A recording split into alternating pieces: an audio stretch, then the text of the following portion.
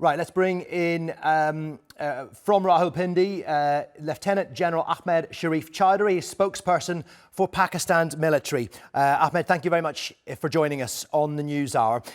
We've just been hearing about shelling on both sides of the border and damage on both sides of the border. Does Pakistan continue to deny that it has engaged in any of this activity? You're talking about the line of control? Well, on both sides of the disputed territory. Yeah. So Pakistan has been receiving the Indian artillery shelling, and the other fire is being continuing from the Indian side, and that is coming on. Unfortunately, they are deliberately targeting the civilians.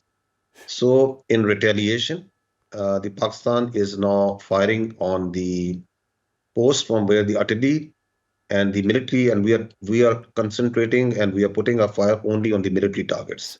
Right, that's confusing because Pakistan earlier denied that it had fired rockets, drones, shells into Indian territory. No, Pakistan, I'm talking about the line of control where the military posts from where the Indian military is taking on deliberate firing of the civilians. So there is small arms fire. Pakistan is not taking on the drones or rocket attacks, not at all, absolutely not at all. What Pakistan is doing on the line of control is engaging the military posts of the Indian military, which are firing on the Pakistan sides of line of control on the civilian population as a defensive measure. And we are taking on these posts through small arms fire.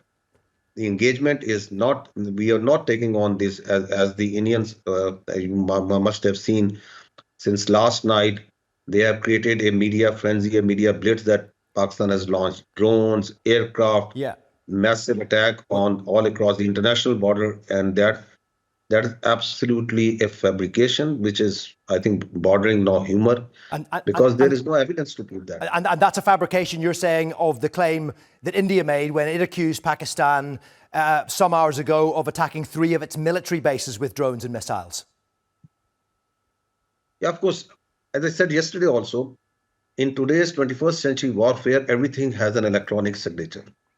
So if there have been attacks from the missiles from Pakistani side, there has to be an electronic signature. The Indian media has been claiming that they have downed Pakistani aircraft. There has to be wreckage. They are claiming they have captured our pilots. There have to be people. So what is happening is that India has gagged the international media. India has gagged the digital space, and its own media is now churning out dream stories hour after hour, which is now actually amusing for us in Pakistan. And unfortunately, they are not producing any evidence to back it up. Right. As I said yesterday also, once Pakistan will act, Pakistan doesn't need the Indian media to report. The world will hear that once Pakistan will respond. Now, all of this tension bubbled over as a result of the attack, the gun attack on tourists in Indian-administered Kashmir, 2 weeks ago. Now, Pakistan has denied involvement in that, and it has also called for an independent investigation. Who does Pakistan hold responsible for that attack? You see, this Indian practice of repeatedly making false pretext on basis of terror incidents and trying to use it for domestic political objectives has to be stopped. And that is why, as soon as Pahalgam incident happened, Pakistan government, in a very logical manner, offered that there has to be an independent, neutral investigation of this, rather than pinning blames on each other.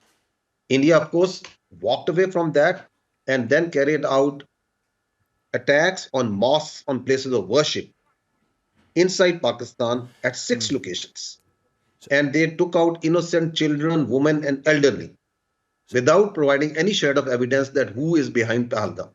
Just basing that on an old, repeated, now a story which has outlived its shelf life of jihadi organizations operating. Pakistan utterly refuses these allegations and asks for credible evidence to be presented in front of a neutral, independent investigation. And On that has basis of not false pretext, they have attacked. and that has not been presented, as you mentioned. So just to clarify, the perpetrators of that attack remain unknown? Yeah, because we have not seen any evidence that who are they. The Indians have been claiming that there is a linkage of these perpetrators with Pakistan. Where is that evidence? And who is so India cannot be allowed to become the jury, judge, and executioner in a case which involves two states, in which they say that another state is involved. And just while we have you, one more. External pressure, of course, will build as countries around the world try to, mediate some sort of resolution to this conflict. There is also external pressure in the form of the International Monetary Fund, which I understand is going to review the $7 billion bailout to Pakistan. How concerned is Pakistan that may be revoked? So that's not a question for the military to answer. I think that's perhaps for the Minister of Economic Affairs and the Ministry of Foreign Finance, who are better to comment on that. Understood. OK. Well, thank you very much indeed for your time. That is Lieutenant General Ahmed Sharif Chaudhry joining us there from Rawalpindi.